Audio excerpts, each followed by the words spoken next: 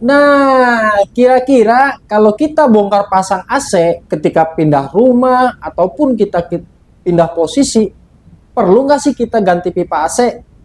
Nah, selamat datang kembali di channel Teknisi Gabut. Jadi begini teman-teman ya, kemarin itu ada teman saya cerita ke saya. Jadi ketika dia mau bongkar pasang AC, ada tetangganya ya, sebetulnya tetangganya juga teknisi AC. Nah, ketika dia mau bongkar pasang AC, dia tanyalah ke tetangganya yang teknisi. Nah, oleh si teknisi ini dia disarankan untuk mengganti pipa karena harga pipa yang begitu lumayan harganya ya. Kalau pipa kan per meter tuh udah lumayan harganya. Akhirnya teman saya ini mencari teknisi lain. Jadi sebetulnya begini teman-teman ya, sebetulnya sayang banget ya, harusnya kita bisa bagi rezeki ke tetangga kita dulu ya sebelum ke orang lain tentunya ya.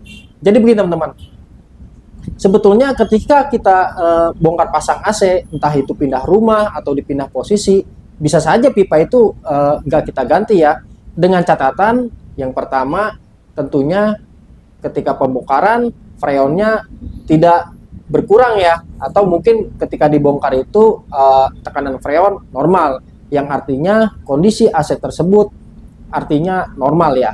Nah, itu yang pertama. Yang kedua, ketika kita pindah posisi tapi pipa yang lamanya kurang, kita harus nambah pipa. Nah, itu lebih bagus diganti pipa. Kenapa?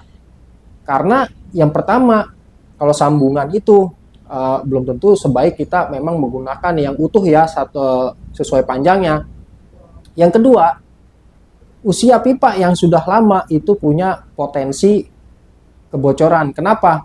Tembaga juga bisa berkarat ya, salah satu logam yang bisa berkarat. Tentunya kalau sudah lama digunakan, ya contohnya seperti ini nih. Nah, teman-teman bisa lihat ya, ini pipanya, pipa AC-nya bocor.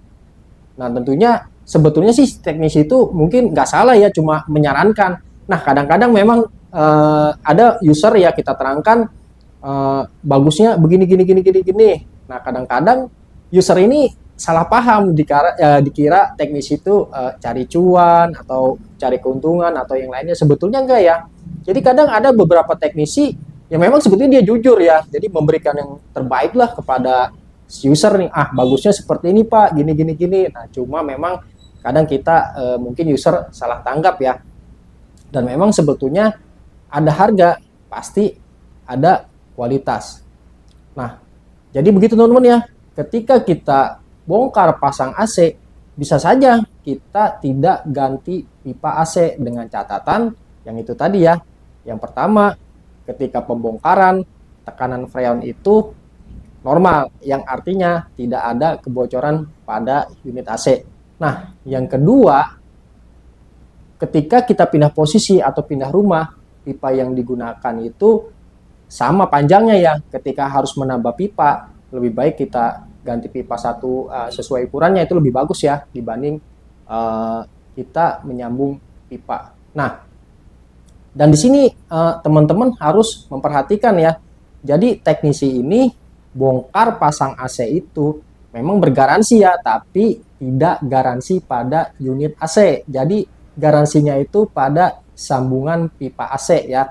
Jadi mungkin konekan pipa yang ke indoor ataupun ke outdoor. Nah, mungkin jadi begini teman-teman nih, setelah dilakukan pemasangan unit AC terjadi kebocoran freon. Nah, si teknisi ini akan membuktikan kebocorannya pada sambungan pipa atau unit AC. Kalau memang di sambungan pipa, itu memang mutlak tanggung jawab dari teknisi tersebut. Tapi kalau pada saat dipasang, pas dicek kebocoran bukan pada sambungan pipa, berarti itu bukan tanggung jawab dari teknisi AC tersebut. Mungkin itu teman-teman ya. Jadi sebetulnya kalau kita punya tetangga, ya kita gunakan jasa tetangga tersebut ya. Karena apa ya, namanya kita sedekah kan ke orang terdekat dulu ya. Nah, kalau ada hal-hal seperti itu ya kita bicarakan. Coba Bang, ada nggak alternatif lainnya kira-kira yang lebih murah? Mungkin baiknya seperti itu ya teman-teman. Jadi mudah-mudahan edukasi ini bermanfaat buat para user yang ingin bongkar pasang AC. Jadi apapun itu konsultasikan kepada teknisi ya. Sebelum pengerjaan kita konsultasi terkait harga, apapun dan yang lainnya. Jadi ketika pengerjaan kita sama-sama enak, sama-sama redo. Jadi insya Allah hasilnya berkah. Jadi mungkin itu aja teman-teman ya.